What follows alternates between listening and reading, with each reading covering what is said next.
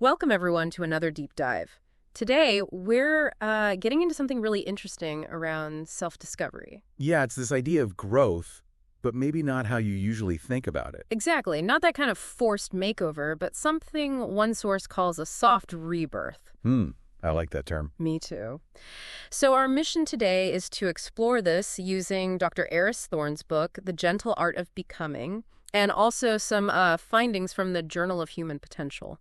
And what's really great is how these ideas kind of push back against that constant pressure, the usual self-improvement noise. Right. Dr. Thorne especially gives this really refreshing perspective. It's less about adding stuff, more about gently letting go. Shedding layers. Precisely. Yeah. It really challenges that whole idea that we always need to be doing more, achieving more.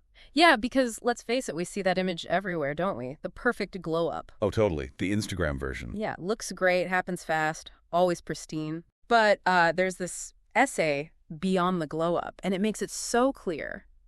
Real healing. It's not flashy. It's quiet. So quiet. It's the late nights wondering if you're enough. Mm-hmm. And then those early mornings where you just try again. Yeah. Things like, learning to distance yourself from people who don't cheer for you. That's a big one. Or just letting yourself cry when things feel heavy. Small things, but huge. And connecting that to the psychology, Yeah. that Journal of Human Potential study, it really backs this up. How so? It says self-love isn't just like candles and nice skincare. Right, the surface stuff. Yeah. It's about making choices that are actually quite hard. Uncomfortable, even. Okay. Like they talk about this rest deficit paradox. Basically, choosing to rest even when your brain screams your worth is tied to being productive. Ooh, I feel that. We all do.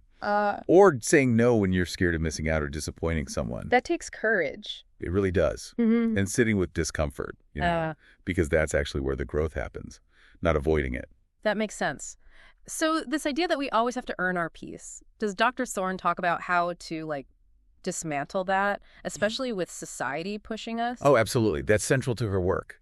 And it's kind of radical, actually. Yeah. Her point is, peace isn't earned. It's not a reward. Okay. You were born deserving it. It's inherent. Wow. So forget proving your value through success or looks or whatever. Exactly. Peace is a decision. You decide to let go of the heavy stuff. You decide to walk away from the noise, the chaos. Even if that means, maybe for a bit, walking by yourself. That can be scary, though. It can be. And she says healing isn't always pretty. Sometimes it's just not texting back. Right. Or deleting things to get a fresh start. Or literally just sitting in silence until you can hear your own voice again under all the chatter. Okay, so if peace is already ours, how does this idea of softness fit in? You mentioned that earlier. Ah, yes. That leads right into the power of softness. It's a big theme for Thorne. Power and softness. Seems counterintuitive. It does, in a world that values being tough, right? But it's about choosing tenderness. It's about letting your guard down, even if your voice shakes when you speak your truth. Okay. That's where the real you is, she argues. Underneath all those protective walls we build. So it's about vulnerability. In a way, yes. But it's also incredibly liberating. It gives you the freedom to actually change. To become someone maybe your younger self wouldn't even recognize. And the sources together really emphasize becoming who you're meant to be. It's not about being more likable or easy for others. It's about being more you. Exactly. More honest, more aligned, more whole.